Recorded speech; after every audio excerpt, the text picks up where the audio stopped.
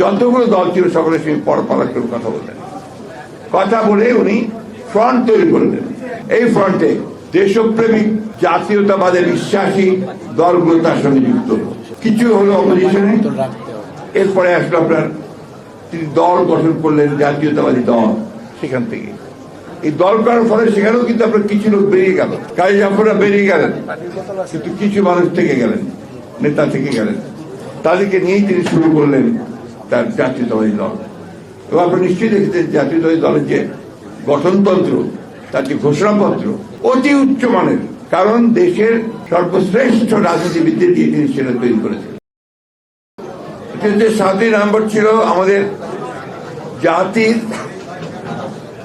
যে স্বাধীনতার সার্বভৌমত্ব রক্ষার জনগণের এবং সৈনিকদের, দেশপ্রেমিক সেনাবাহিনীর সৈনিকদের যে স্বতঃস্ফূর্ত প্রতিরোধ গড়ে তোলা, তার একটা অসাধারণ একটা নমুনা। যখন চেষ্টা হয়েছিল সেই স্বাধীনতা 71 সালে আমাদের অর্জিত স্বাধীনতা থেকে বিনষ্ট করে ফেলবার, সেই সময়ে, এবং যখন আপনারা জানেন যে একটা ভয়ঙ্কর ফ্যাসিবাদী একতরফা একটি শাসন ব্যবস্থা শেখ মুজিবের নেতৃত্বে বাংলাদেশের স্বাধীনতার চেতনা বলেন আর আশা আকাঙ্ক্ষা বলেন, মানুষের সবকিছুকে ধূলিসাৎ করে দিয়েছিল। সেই সময়ে এই পট পরিবর্তনের পরে যে সুযোগ সৃষ্টি হয়েছিল সেটাকেও ধ্বংস করার জন্য নস্যাৎ করে একটা কাউন্টার রেভলিউশন করা হয়েছিল 3 তারিখে। সেই 3 তারিখে স্বাধীনতা ঘোষক শেখ মুজিবুর জিয়া রহমানকে গৃহবন্দী করা হয়েছিল এবং যারা 15ই আগস্টের ঘটনার সঙ্গে জড়িত ছিল তাদেরকে সমস্ত বহিষ্কার করা হয়েছিল এবং একটা ভ্রান্ত কয়েকজন সেনাবাহিনীর সদস্যের নেতৃত্বে সেদিন নতুন একটা প্রতিবিপ্লব সূচিত হয়েছিল। সেই প্রতিবিপ্লবে নেতৃত্ব ছিলেন খালেদ মোশাররফ সাহেব। কিন্তু সেটাকে নস্যাৎ করে দেয় এই বাংলার দেশপ্রেমিক, স্বাধীনতা প্রিয়, সার্বভৌমত্ব প্রিয় জনগণ এবং সৈনিকেরা। তারাই শহীদ প্রেসিডেন্ট জিয়া রহমানকে রাষ্ট্র পরিচালনার দায়িত্বে নিয়ে আসেন। কেন নিয়ে আসেন? নিয়ে আসেন এই কারণে 1971 সালে তার যে ভূমিকা, অখ্যাত মেজর কিভাবে একটি সম্ভাবনাময় একটা যুদ্ধের সূচনা করলেন। রাজনৈতিক নেতৃত্ব যেখানে ফেল করেছিল সেই জায়গায় তিনি সেদিন সাহস করে স্বাধীনতা ঘোষণা দিয়ে জাতিকে যুদ্ধে ঝাঁপিয়ে পড়তে তিনি অনুপ্রাণিত করেছিলেন।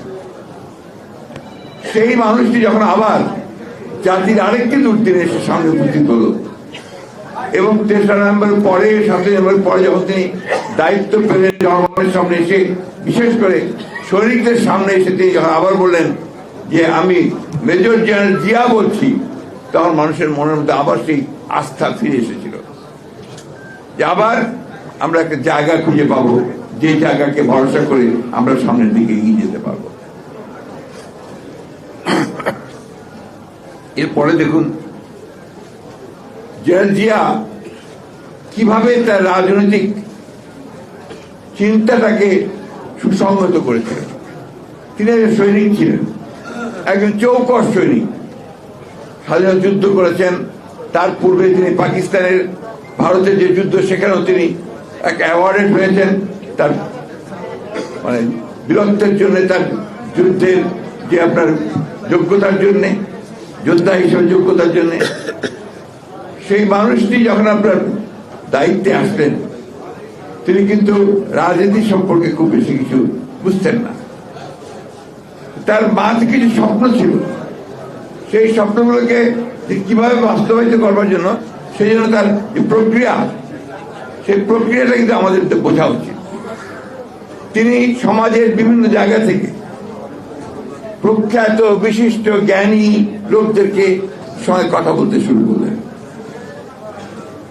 আমরা তাকে দেখেছি প্রথম দিকে তিনি কথাই বলতেন না, শুধু শুনতেন। তিনি রাজনীতিবিদ, প্রকৌশলী, চিকিৎসক, অধ্যাপক, বুদ্ধিজীবী বিভিন্ন পেশায় নিয়োজিত বিভিন্ন বিশিষ্ট ব্যক্তিবর্গ, অর্থনীতিবিদ, পলিটিক্যাল সায়েন্টিস্ট, তাদের সঙ্গে দিনের পর দিন রাতের পর রাত কথা বলেছেন। সেখান থেকে তিনি কিছু সংগ্রহ করেছেন। আমার একটা ব্যক্তিগত অভিজ্ঞতা আছে। আমি তখন সরকারি চাকরি করি, এডুকেশন মিনিস্ট্রিতে তখন আপনার ইউনেস্কো ন্যাশনাল কমিশনের কাজ করতেন ডেপুটেশনে। সেই সময় শহীদ জিয়ার ফ্রন্ট গঠন করেছেন রাজনৈতিক দলগুলোকে নিয়ে, এটা আমি পরে আসছি।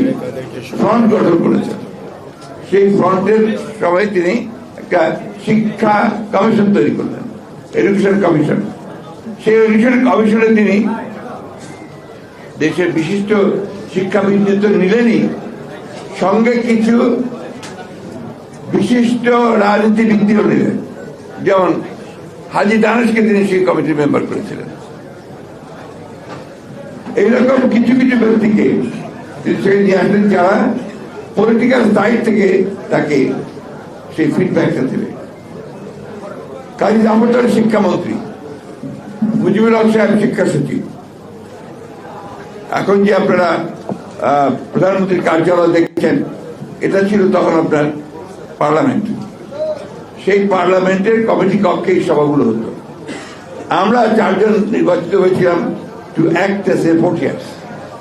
আমরা বসে মিটিং এর প্রসিডিংস গুলো রিপোর্টার হিসেবে কাজ করতাম।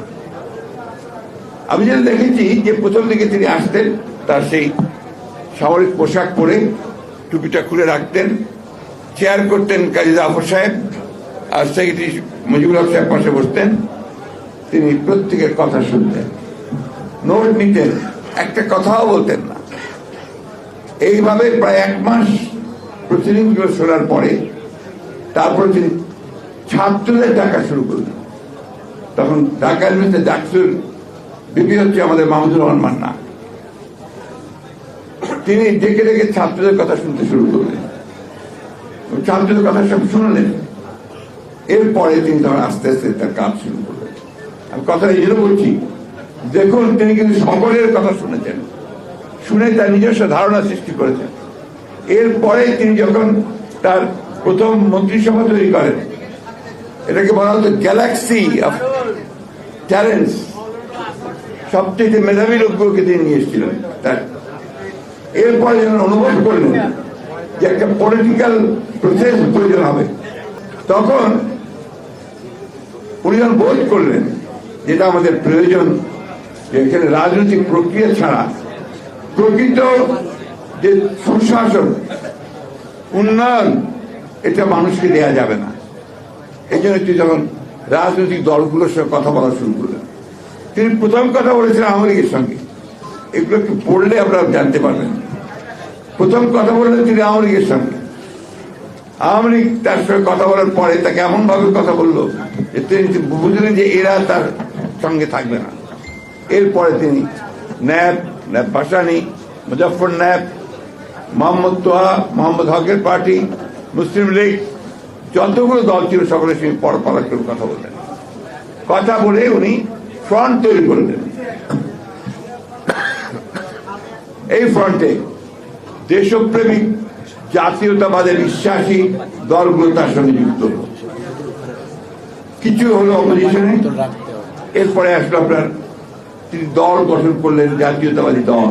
সেখান থেকে এই দল করার ফলে সেখানেও কিন্তু আপনার কিছু লোক বেরিয়ে গেল, কাজী জাফররা বেরিয়ে গেলেন, কিন্তু কিছু মানুষ থেকে গেলেন, নেতা থেকে গেলেন। তাদেরকে নিয়েই তিনি শুরু করলেন তার জাতীয়তাবাদী দল। এবং আপনি নিশ্চয়ই দেখেছেন জাতীয়তাবাদী দলের যে গঠনতন্ত্র, তার যে ঘোষণাপত্র অতি উচ্চমানের, কারণ দেশের সর্বশ্রেষ্ঠ রাজনীতিবিদদের দিয়ে তিনি সেটা তৈরি করেছেন। দল তৈরি করার পরে তিনি নির্বাচনে গেছেন। সেই নির্বাচনে দেশের মানুষ তাকে পুরোপুরিভাবে সমর্থন করেছে, কিন্তু তিনি কতগুলো জায়গায় নিশ্চিত করেছেন যাতে দেশের বরেণ্য রাজনীতিবিদরা পার্লামেন্টে আসতে পারে। হক তোহা সাহেবের মতো পার্লামেন্টে এসছেন, মুজফর সাহেব পার্লামেন্টে এসছেন, সবুর খান পার্লামেন্টে এসছেন, আতার রহমান সাহেব পার্লামেন্টে এসছেন। আওয়ামী লীগ তখন খুবই বিপদে ছিল, তারপরে 39 জন তাদের পার্লামেন্টে এসেছিল। তখন জামাত ইসলাম ছিল না, ওরা ভেঙে গিয়ে আইডিয়া একটা তৈরি করেছিল। তার মৌলানা রহিম সাহেব আসছিলেন, ইফ ইউ রিমেম্বার, আমি যদি বলি। এবং এটাকে বলা হয় যে বাংলাদেশের সর্বশ্রেষ্ঠ পার্লামেন্ট। এই যে তিনি সবাইকে নিয়ে আলোচনা করে একটা জায়গায় আসলেন, এটাই গণতন্ত্র। প্রেসিডেন্সিয়াল ফর্ম অফ গভর্নমেন্টও একটা গণতন্ত্রের অবশ্যই একটা আপনার একটা প্রক্রিয়া। তখন সেটা উনি করেছিলেন, ওই সময় ওটাই ছিল প্রয়োজন, সেভাবে তিনি করেছেন। এবং আপনারা দেখেছেন, আমি সেই বিষয়ে যাব না, অতি অল্প সময়ের মধ্যে তিনি সেই সমস্ত বাংলাদেশের সমস্ত পুরনো জিনিসগুলো বা চিন্তা ভাবনা বাদ দিয়ে নতুন করে শুরু করলেন। মাইলের পর মাইল পথে হেঁটেছেন, উন্নয়নের গান গেয়েছেন, উন্নয়ন করেছেন, কৃষকদের মধ্যে গিয়েছেন, কৃষিকে বিপ্লব করার চেষ্টা করেছেন। যেখানে আওয়ামী লীগের সময় দুর্ভিক্ষ হয়েছে, লক্ষ মানুষ না খেতে মরে গিয়েছে, তার 3 বছর পরেই তিনি খাদ্যে উদ্বৃত্ত হলেন। ডাবল শিফটে কাজ শুরু হলো। আজকে যে গার্মেন্টস এত চমক, সেটা সূচনা করলেন কিন্তু এই শহীদ প্রেসিডেন্ট জিয়াউর রহমান। রেমিটেন্স সূচনা করলেন শহীদ প্রেসিডেন্ট জিয়াউর রহমান।